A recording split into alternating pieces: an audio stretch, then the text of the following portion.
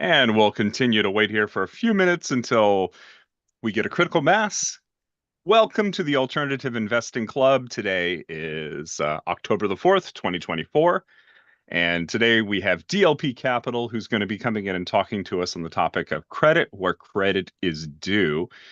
Good title. Leaves room for change with every presentation, probably. But Rich will be joining us in just a moment here. While we're waiting, do we have any questions that people would like to pose or any potential speaking topics that you'd like to suggest? And I will go and collect them. And I'll leave it open for the next 2 minutes for people to talk, and then we'll kick it off.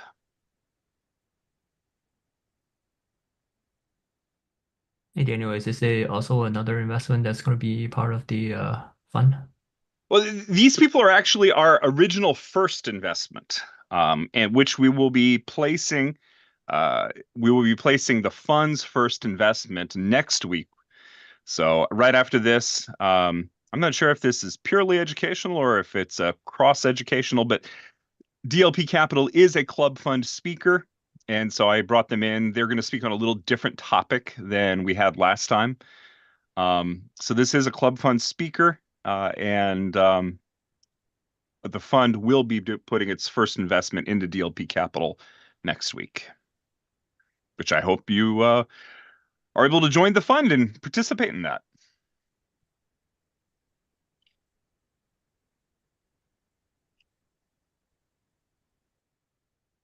All right, looks like we've got around 42, 43 people in here. We'll kick it off.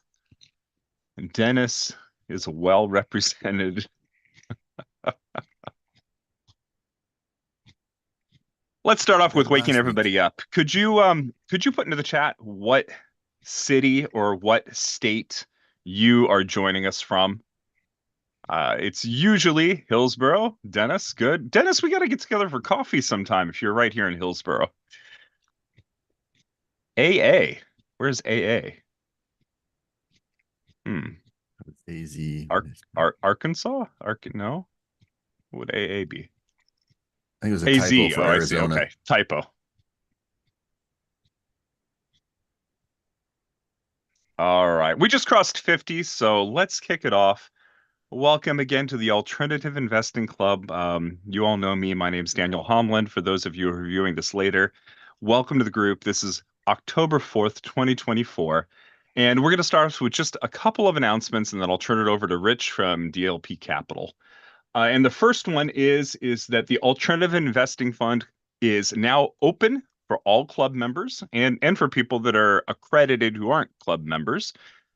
And we have identified our first 4 strategies that the club fund will be investing in. And this is based on bringing those speakers into this club and getting good responses from the people here in this club. We have not, as a fund, yet invested in any of these groups yet. However, we will be making our first investment into DLP Capital next week. And so I highly encourage you to check out the QR code, grab the investor package, and see if it's right for you. The minimum investment into DLP Capital's fund is $200,000. I believe that's still the case. And it's an institutional, high quality fund that provides good cash flow and good liquidity, which is what we want as our starting point for the fund. And so click on the QR code or take a picture of it, and I'd love to follow up with you. So do that sooner rather than later. We're making the investment next week. The next thing that I have to say here is that I've been working simultaneously on an oil fund with Courtney again. We had a really good response to the capital raise for the previous one, which was done kind of last minute. Courtney had raised 7 out of the 7.5 million that she needed, and she needed a little bit of help just to get to that 7.5 that she needed. So she contacted me, and we filled it up really quickly. But the great thing about the oil funds are that these wells are already drilled. They already are shown to have commercially viable oil. We expect monthly distributions and an estimated 80% depreciation in the first year.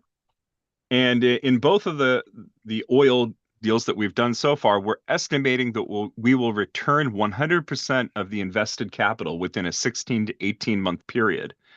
And then after that, you simply have cash flow.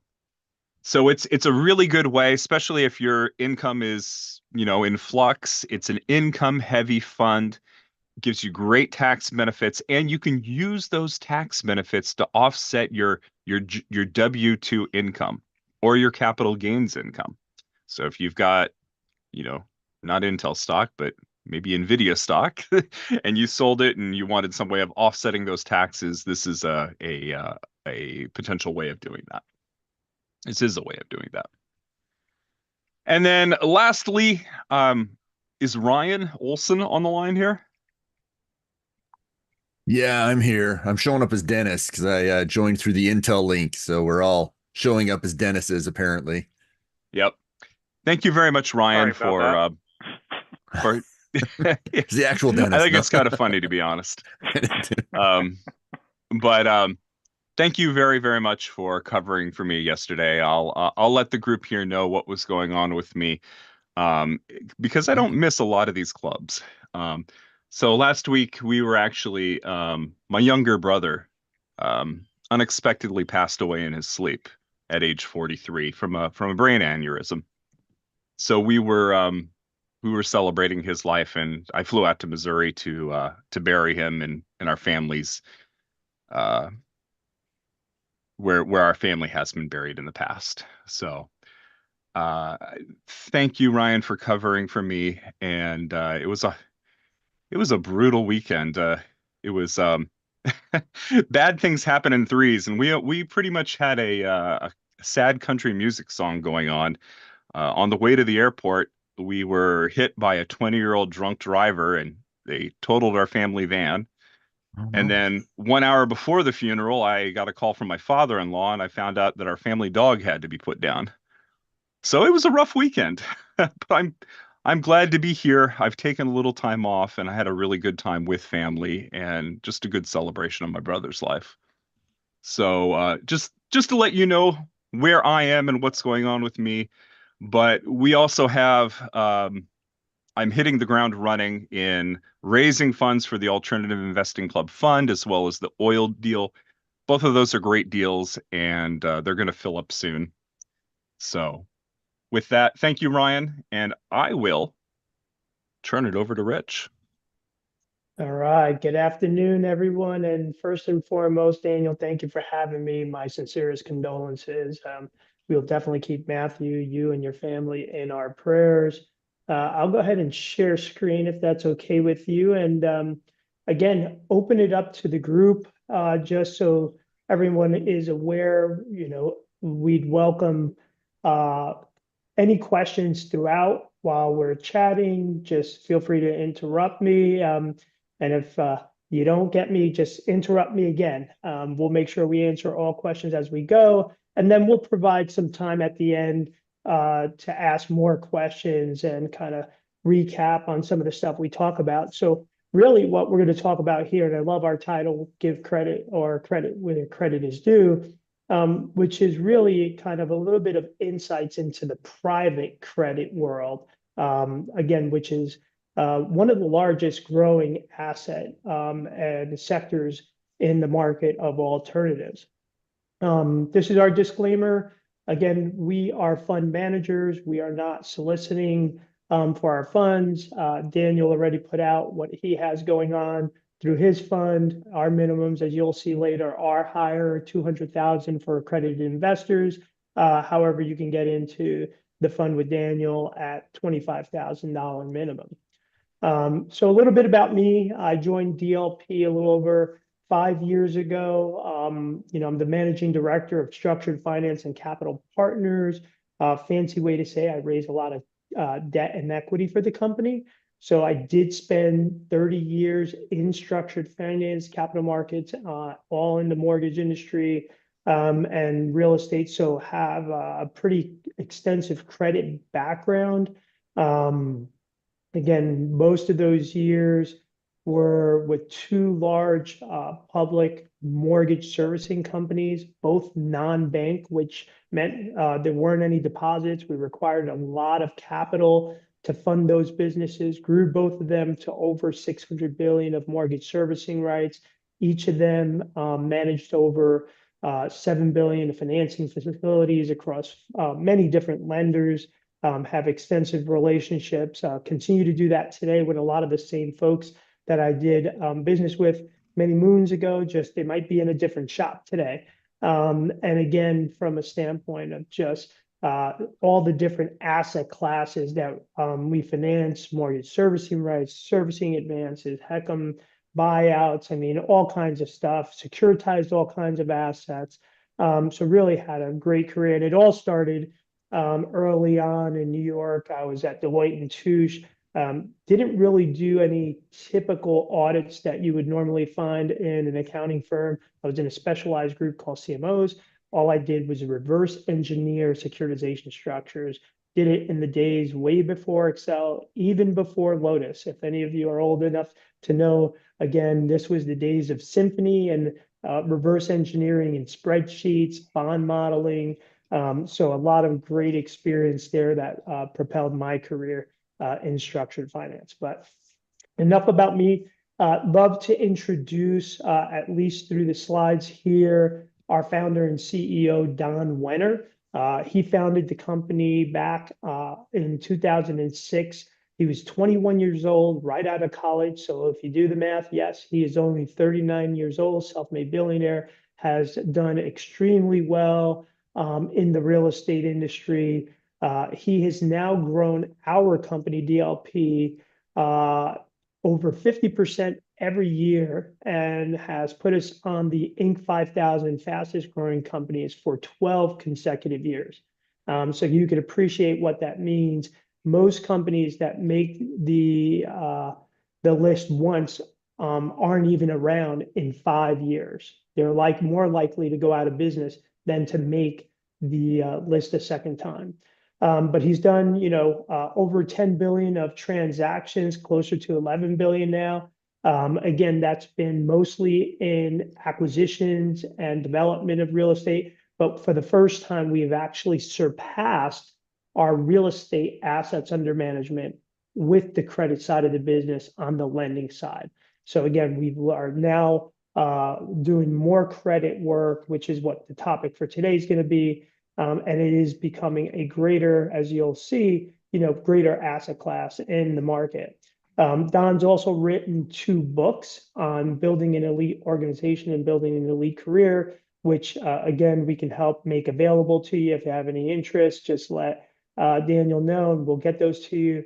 But it's how we operate the business, right? They're really the blueprint for how to run and how to develop a high scale, high growth business, high profit business, right? Not just growth for growth's sake, but profitably.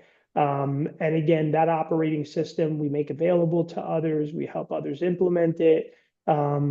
But again, great opportunity. It's why we've grown so much year over year. We do more in 90 days. That's how we run our company in a 90-day rhythm. We all set goals every 90 days. We look at every middle of the month, end of the month, how we attack those goals and are we on track. And so by the end of the quarter, we typically will grow anywhere between 10 to 15%, which most companies would love to do that on an annual basis, let alone quarterly.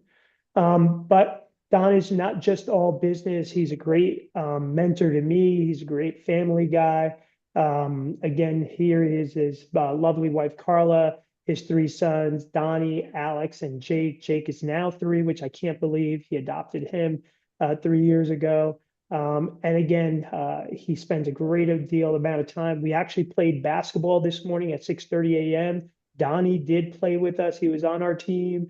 So he's they're very active, and he's now won 5 flag football championships as head coach for their team over the last 17 seasons. But DLP Capital, in one word, who we are really is just a private real estate investment firm focused on transforming lives through the building of thriving communities. That's what we do. We build thriving communities. And we do that in three main ways. We build brand new, affordable, attainable workforce housing from the ground up. We buy existing attainable housing, renovate it, redevelop it, make it better, improve it for our investors and for our residents. And then we finance other real estate operators that do the exact same thing.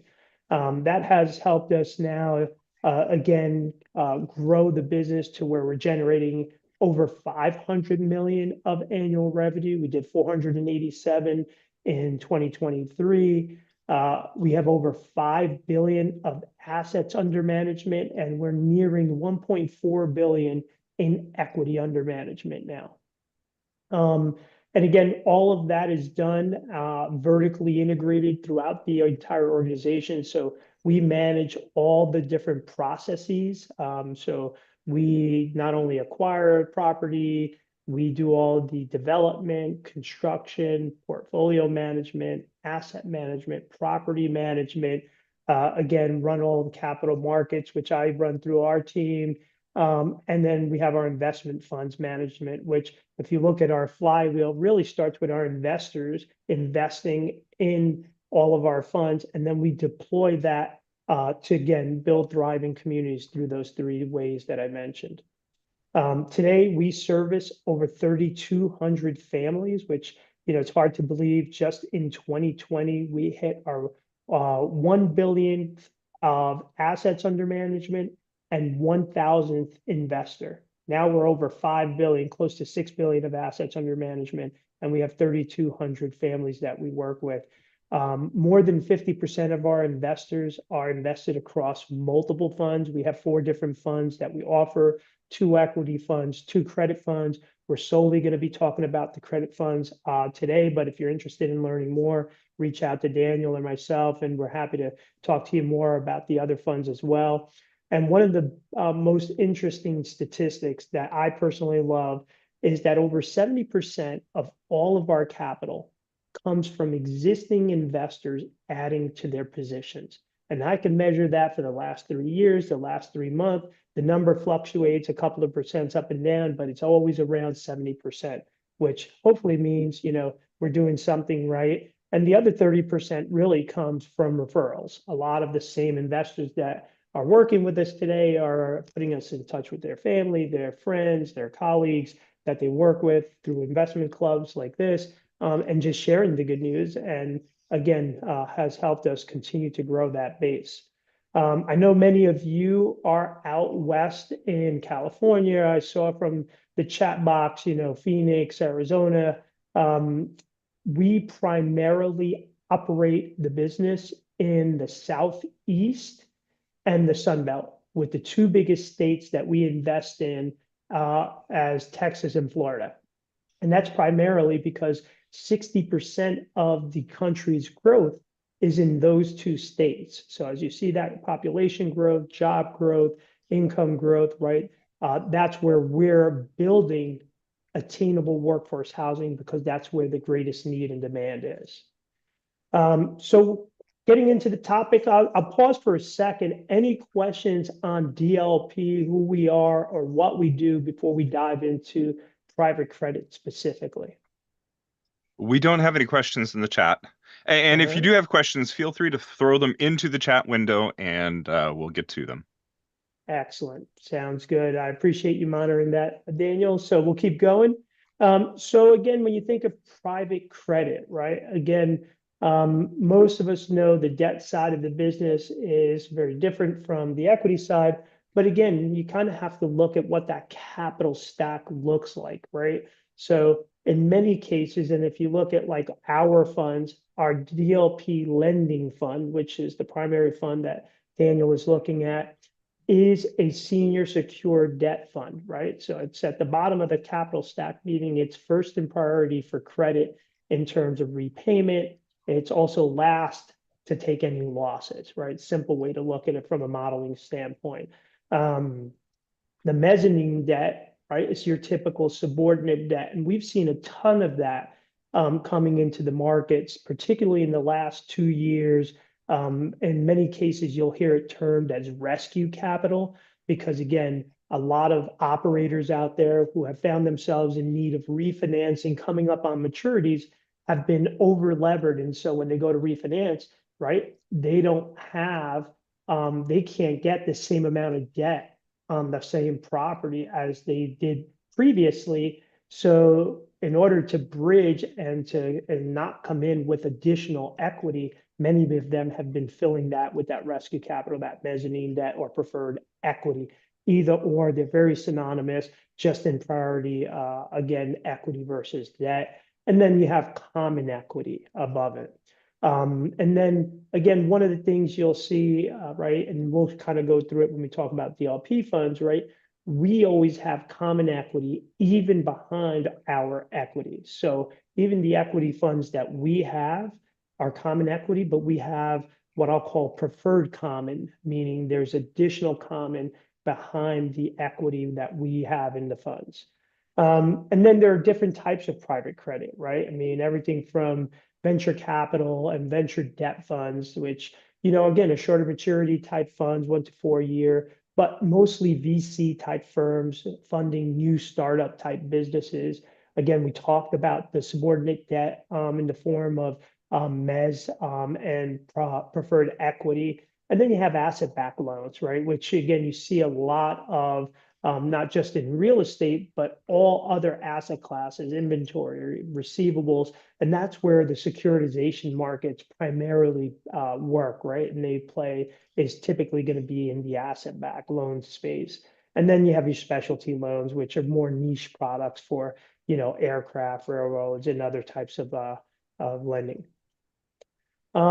So again, where we sit, I mean, it's incredible to see, but the market today, and you'll see there's more capital than there is even debt available today in the private credit space. So we've now exceeded 2 trillion in AUM, over 1,000 private credit funds. So that's how much capital is pouring into this space. That's 10x what it was during the financial crisis, right, 15 years ago. So again, and you can see returns, right, have outpaced the equity industry indices, and again, only exceeded by private equity. But in this market, and we'll talk a little bit about that, right, where we sit today, private credit, that spread has narrowed some, and the amount of return for the less risk that you're taking is a compelling argument over just direct equity investments.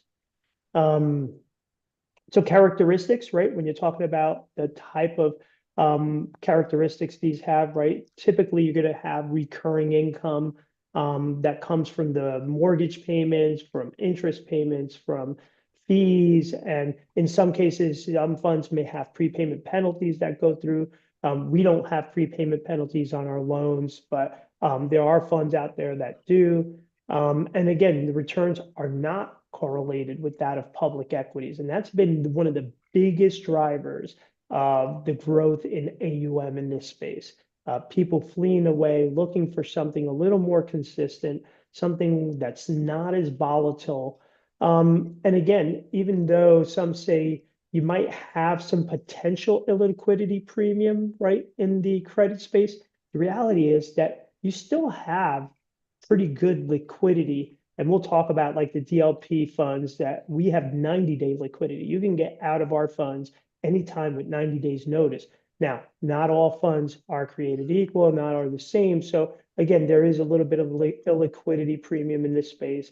But again, many of the deals today have really traded really well and have performed extremely well. And for the most part, have been seen as many investors as a flight to quality and to credit.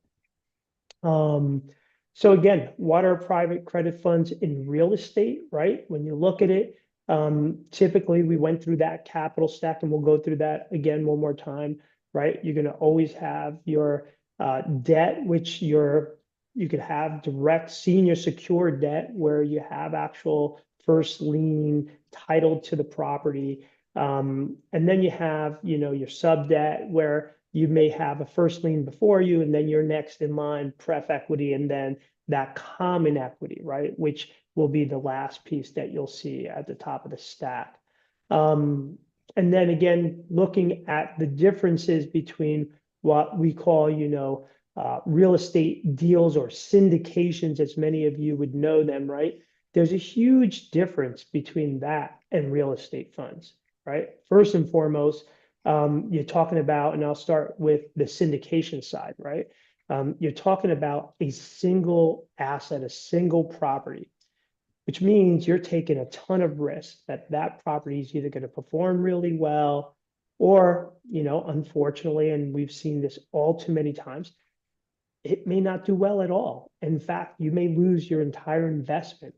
And I can't tell you how many times I've talked to an investor that says, oh, I wish I would have come across DLP sooner, right? And I could have come across, credit funds sooner because I was investing in syndications and I've lost all my capital.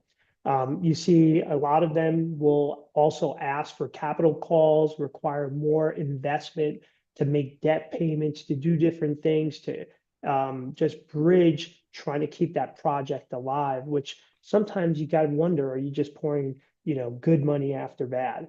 Also, you're responsible, right? If you're the one doing it, you have to do all the diligence in that particular property, right? To make sure you know what's going to happen, what the cash flows are going to be, what the exit's going to be. You have to know the market really well.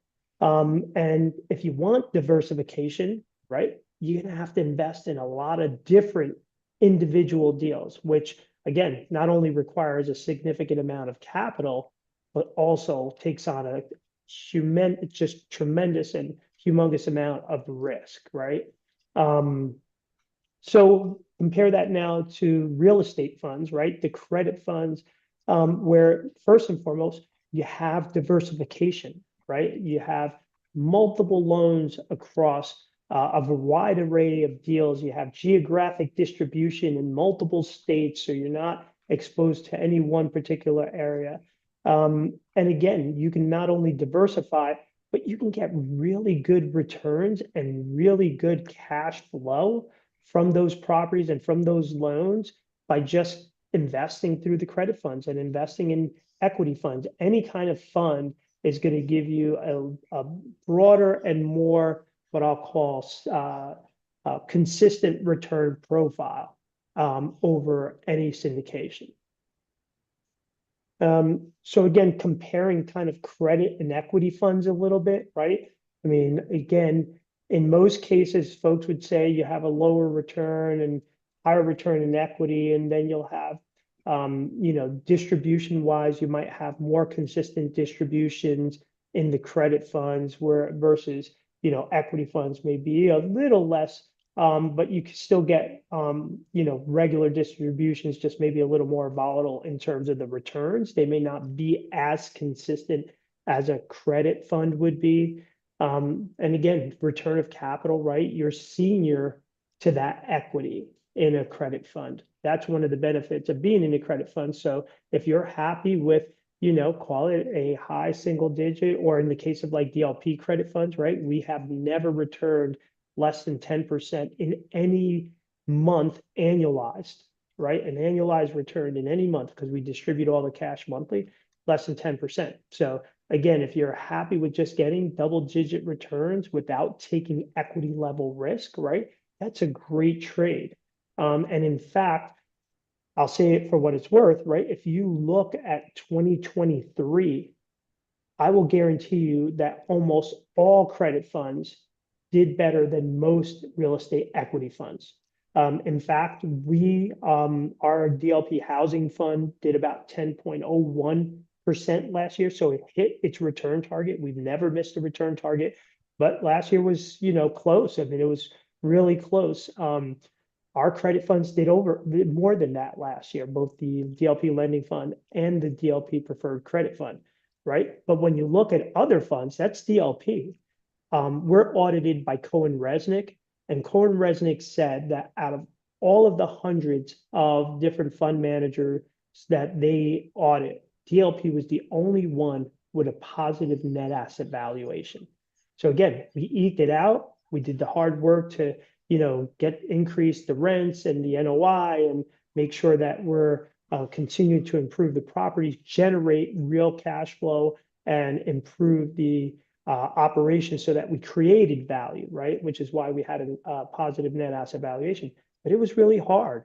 And when you look at that risk return profile, right, when you're investing, there are going to be years, yes, you're going to do better. I mean, when we were back in 2021, our equity fund, the housing fund, did a 45% return, right? So hence that volatility. And you can get bigger returns, but you might have, periods where it'll be lower. And again, you're going to have that volatility and you're going to have, again, a little more risk. Whereas credit funds are going to be very, very consistent. You're going to fluctuate within a couple of points, but that's about it.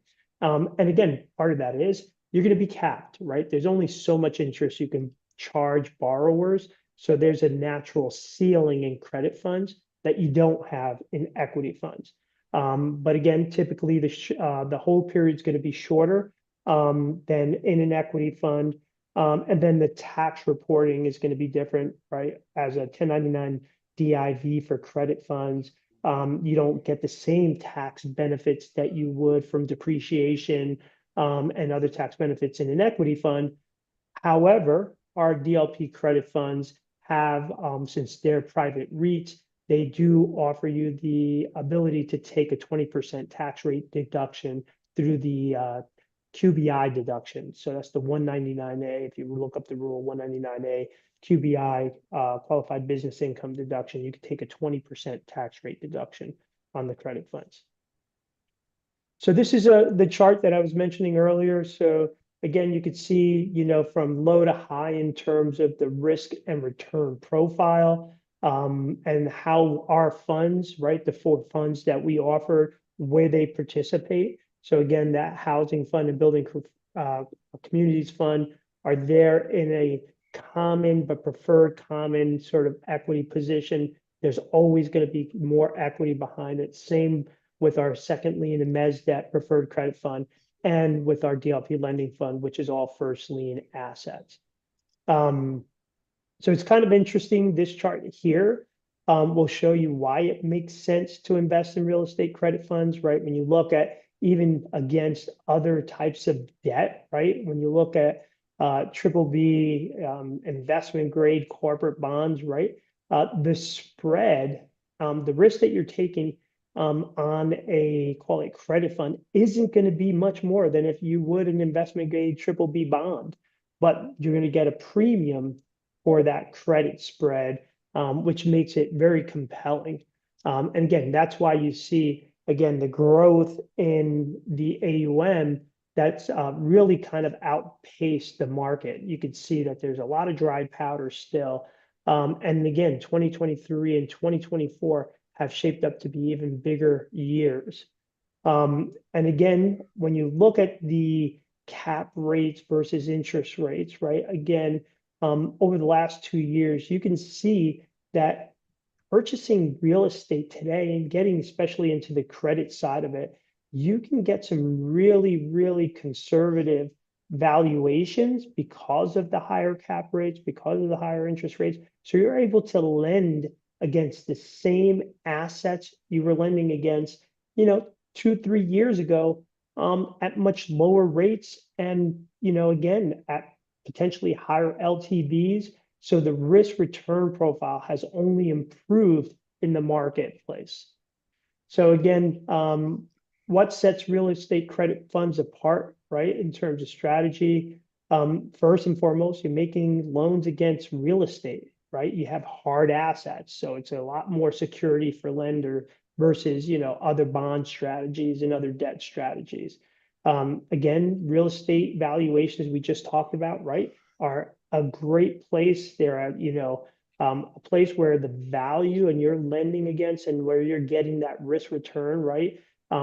You're getting tons of benefit in terms of greater valuation and improved sort of margins overall in the business.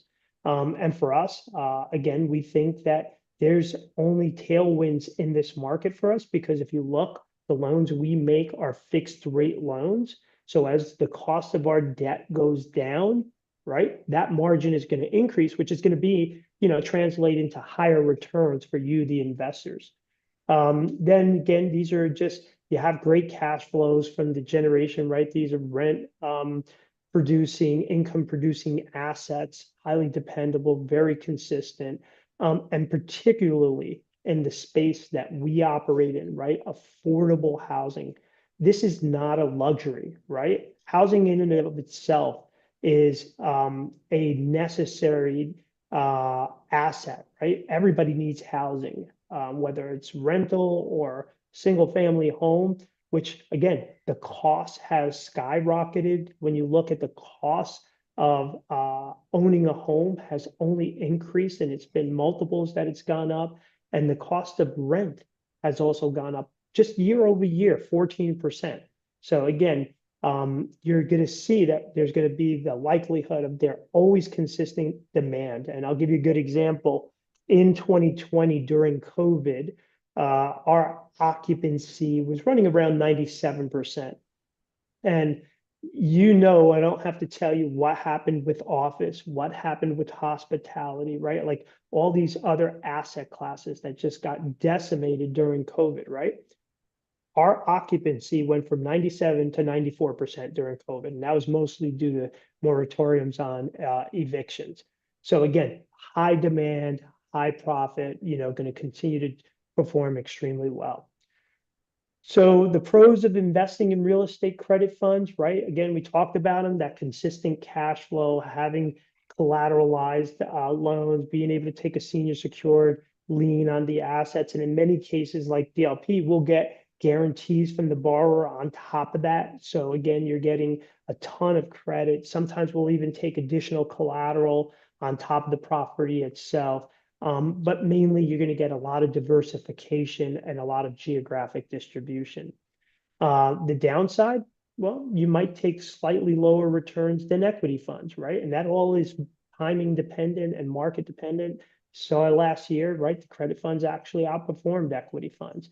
But again, there's going to be that natural ceiling, right? You're never, ever going to be able to achieve, high teens or low 20s in a credit fund. It's just not the type of asset that you're looking for. But you can definitely count on consistent high single digits, or in the case of DLP, double digits, low double digits, but get a very consistent return. So how do you know if it's right for you, right? If you're looking for consistency, you're looking for income, you're looking for liquidity, right? In terms of, typical equity funds are going to lock you out either 3, 4, 5, 7 years, right? So there's not as much liquidity in the equity funds. If you're looking for something that has a lot more liquidity, in the case of DLP funds, right, 90-day, you can get out anytime with 90 days notice liquidity. And if you're looking to really just, again, have some very consistent income, that's when this is going to be a good fund for you. So I'll pause there before we talk about the DLP fund specifically. Any questions on the credit space and the credit markets? Oh, we've got a couple of questions here. I'll hit you with the 2 quick ones. What's your target LTV? Okay, so typically, like in our DLP lending fund, we will run overall 55, maybe a little less, 52 to 55, I'd say, in LTV. But the more important, question is the LTC, right? The loan to cost. And that generally will run, call it 72 to 75%. The big thing there is you want to make sure that the borrower has a ton of equity in the property, right? That's when they don't walk away. And again, gives you a lot of cushion in those properties. So for DLP, right, being an operator first, meaning we buy real estate, we develop it, right? When we lend, we always underwrite a loan as if we were going to buy it, right? And so we don't lend to own, but if we ever had to take back a property, we'd be happy to own it at the basis they're buying, at the LTV, because we know there's equity. We can complete the project. We could step in, finish construction, lease it up on the property management. We could do whatever we have to do to mitigate any risk, which is, knock on wood, why I can say in the 10 years the lending fund has been operating, we've never had a loss to an investor. As a matter of fact, I can say that about all of our funds. We've never had a loss in any of our funds to our investors. We've never missed, a return target. So again, having equity is probably one of the most important things. But another thing that's super important is the experience of the borrower, right? And that has only improved in this market as the banks have gone away, right? Which has created this tremendous demand for credit, which is why you see private credit funds increasing as the banks stepping away, is the ability to lend to better borrowers with more experience and reduce that risk. All right, another question that we have here is how, and this is for those of you that are interested in the current news here, how has Hurricane Helene impacted your investments? It's a great question. And, it's a sad situation. So in our deal, well, I'll say, first and foremost, thankfully, nobody got hurt. So knock on wood, thank the Lord. Everyone is safe. We had 2 properties, and you can't write this, right? So rates are going down, markets are improving, cap rates improving. We bought one of our first assets that we've bought in a while, a great, beautiful property called Asheville Exchange. So yes, in Asheville, we just closed on it 2 weeks ago. Hurricane hit a week ago, right? Like you can't write this stuff. But again, thankfully, minor issues there. No power, things like that. But getting through it, no big issue. And then we have a property in Valdosta, Georgia, that took on a little minor flooding. But outside of those 2 properties, everything else is great. And again, we have a lot of relief efforts going on through our DLP Positive Returns Foundation. We're partnering with some other folks. If you're interested in learning about any of that, let us know through Daniel, and we'll be happy to put you in touch with the right folks. But the portfolio did very well, considering that, again, you've seen from the heat map, it's really Carolinas down to, Central Florida and out through the Sun Belt to Texas. So we were right in the mix of it. All right. And the next question is, how much leverage does DLP use across its funds? What is the possible impact to investors of using leverage? Yeah, great question as always. And, what I'll say is a lot of people look at leverage as, almost a 4-letter word, but me being a credit guy, managing leverage for, over 30 years, there's a prudency that you have to use when using leverage. And if you do and do it right, it's a great tool, great for cash management, great for returns. So in our credit funds, let's start there. So our DLP lending fund has about 1.3 billion of loans in it, say about 300 million of undrawn capital from, the construction reserves and holdback. So let's say $1 billion altogether out the door. Half of that is equity and about half of that is debt. So think of it as a 1-to-1 leverage, right? Which is very different from, like a hedge fund or, some of these private equity funds where you'll see 7, 8, even higher times leverage. Our funds cap us, right? So we can only go so high within the funds, but we like that 1-to-1. That's a place where I'm very comfortable with the return profile, with the risk profile, with what it does for our investors and returns. When we use leverage, we again use it very prudently. We have multiple lenders across the space. I have about 1.4 billion of credit facilities across 4 different lenders. I have a 5th lender that is coming on board. I just finished closing and upsizing a facility at the end of September, an existing facility. So again, we stagger maturities, make sure none of them are ever going to mature at the same time. I mean, there's just stuff that you can do when you've been doing this for a long time that really mitigates that risk, but returns, gives it a good return profile. Our DLP preferred credit fund is subordinate debt and mezzanine debt, which means you're not levering that. There is no leverage, right? That's already levered in the fact that you're putting that out. So we don't use any leverage in that fund. And then our 2 equity funds, right, where we build from the ground up, and we're buying existing assets, I'd say generally, the average loan to value on those portfolios is going to be, 60 to 65%. So out of our housing fund, let's call it, right, which has over 2 billion of assets in it, 63 properties with Asheville Exchange now. That one there, we've locked in, all but maybe 5 of the loans, or excuse me, 5 of the properties, the debt where it's all low fixed rate agency, HUD finance, like different, we've refinanced that portfolio. I mean, some of the deals, we bought a deal 2 years ago called HPX. It was a 10 property, 10 different assets, different properties across 7 different states. We locked that in at a 2.7% fixed rate. So again, we've done a lot of great things from managing the debt side. So when done right, when done well, right, it could be a very, very accretive tool, but it takes a lot of active management. So great question. We have a couple of more good questions, but if you want, I can hold those to a later point. Or we can do them now.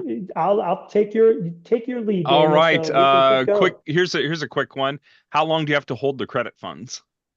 So you don't have to, you have 90-day liquidity. So you could be in for 90 days, you can be in for 9 years, you could be in for longer. These are all evergreen funds, which we'll talk about. So again, you don't have to be in. Daniel, I don't know if your fund to fund is going to have any particular hold period, but our funds on the investment side for the lending fund and preferred credit fund have 90-day liquidity. Well, and that is exactly why I chose you as the first fund that the Alternative Investing Club Fund would invest in, because being able to receive better cash flow and have great liquidity right up front gives our fund a lot of flexibility, because we can immediately take investor money, put it into your fund, and we're getting, the returns from your fund. And then if the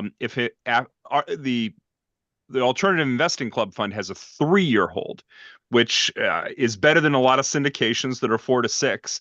But we can balance, money that's put into your fund versus longer term investments. If a deal comes along that's 6 years, we can sell some DLP, move that over to the 6-year investment, and that gives us the flexibility in order to, be able to move money around within the fund. It also gives us the flexibility in order to quickly return investor capital.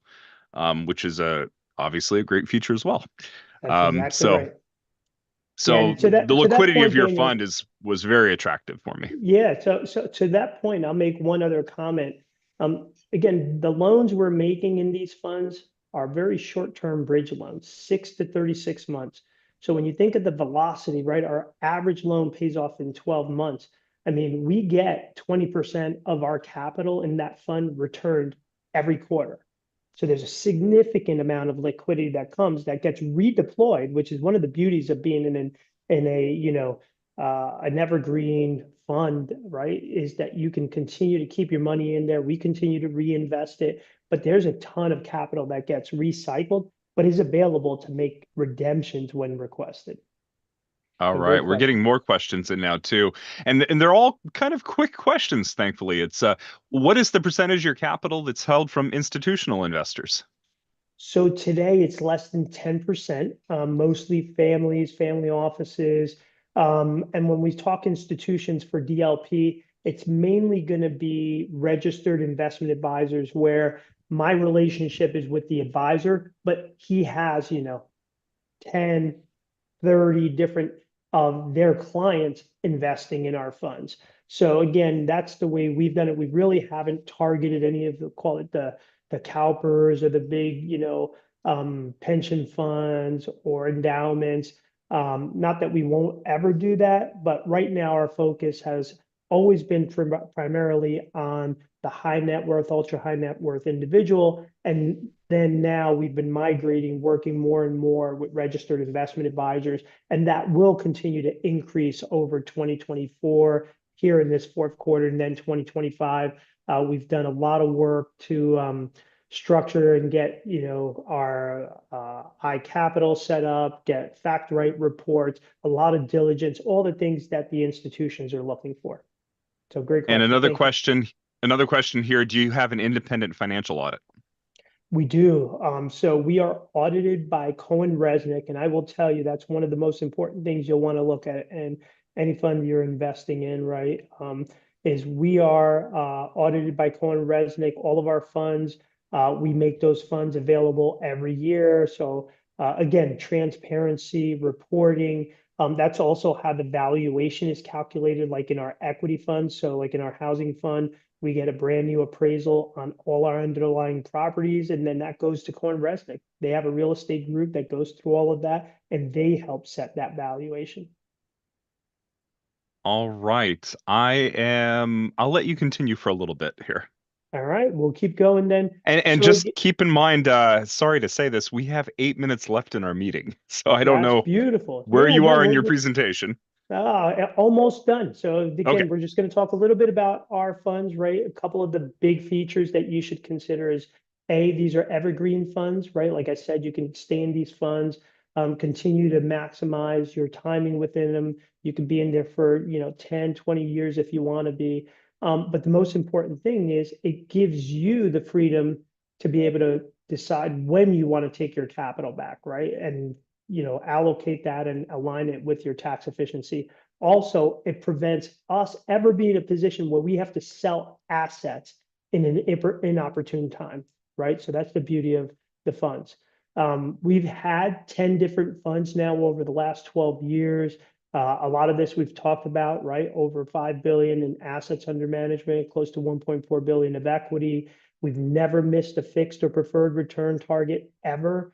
We've never had a loss in any of our funds. We've produced double-digit equity returns every year since inception in all of our funds. Very simply, in our lending side, right, we're doing everything that we do. We don't lend on anything we don't do. So we lend on land, ground-up construction, single-family, multifamily, right, RVs and mobile home parks. Anything that we do, we lend against simply because we can step in and take over. We only work with the most experienced borrowers out there, right? So if you look at the average borrower in the lending fund has done over 200 annual deals. I mean, that's a lot of experience. These are generational builders and developers and operators. The quality of the assets, right, in terms of the locations, right? We stick to that Southeast, right, that we know is really going to be continuing to increase in population and growth and equity and jobs. And then again, we look at the geographic areas and the distribution and make sure that we're mitigating all that risk. Our lending fund is all senior secured. Again, first lien mortgages. We do get some personal guarantees, also very low loan to value, right? As I mentioned, in the mid 50s, loan to cost in the low 70s, a lot of equity behind it, and very experienced operators. Since inception, our lending fund has done 13.12%. It's distributed nearly 160 million in distribution since its inception. Has 1.3 billion of loans in it, about 100 million out the door, 500 million equity, 500 million of debt, as we discussed. So really great performing fund. Our DLP Preferred Credit Fund is a newer fund, and this fund we expect will wind up having at least a call it 75 to 150 basis point higher return annually as it continues to grow. It's fairly new, but this is our subordinate debt, right, where we do pref equity and subordinate debt, mezzanine debt. So a lot of great assets in this particular fund. And when you put them side by side, easy to see. So the targeted annual returns, right? The DLP is 9 to 10%, has never been less than 10%.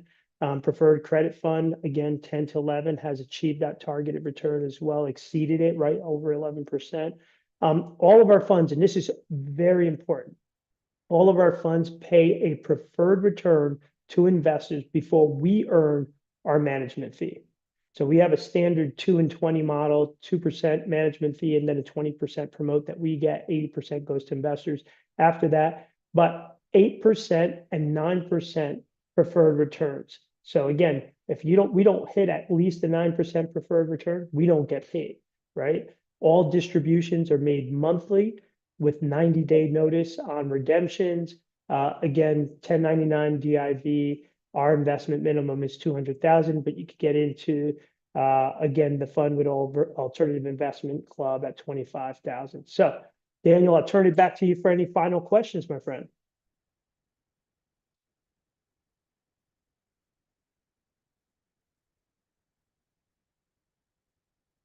You're on mute, Daniel. My apologies. We No have got a couple of questions here, although not as many as I would think. I think you've hit most of the answers here. Anita asks, I've been hearing about the Texas housing market being oversaturated due to building. Can you talk to that?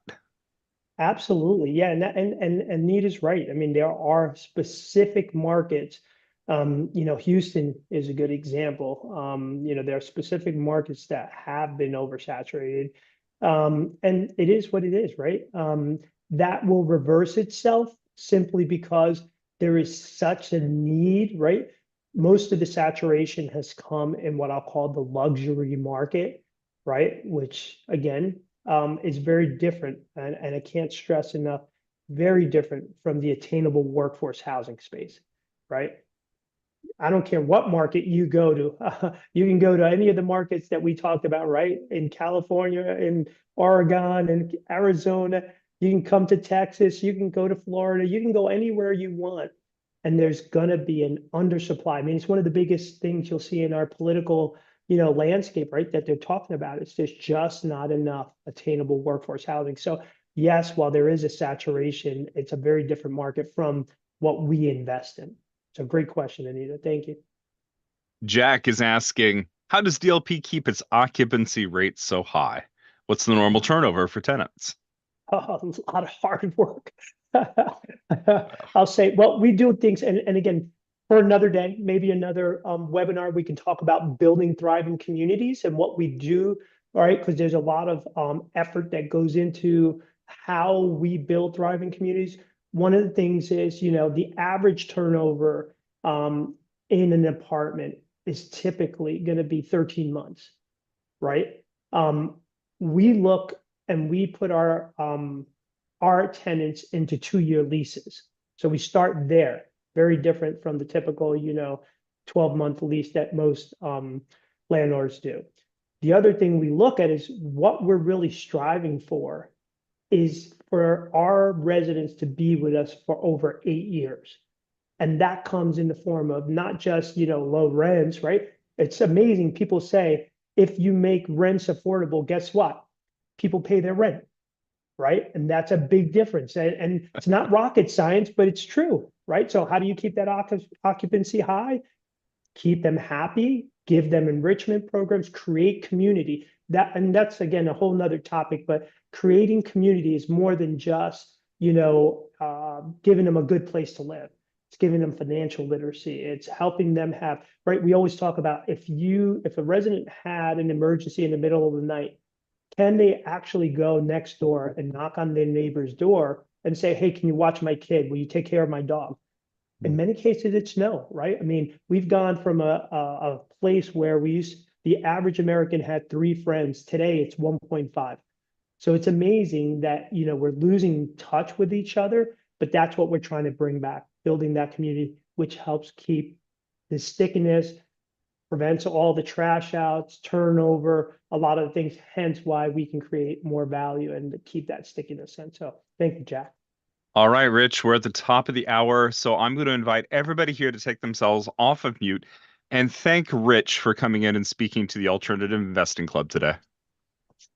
Thank you. Thank you. That's great. Fantastic. Rich. Appreciate everyone. Thank Hope you. everyone has Thank a you, Rich. beautiful, you're very welcome. Hope everyone has Thank a you, beautiful Rich. and blessed weekend.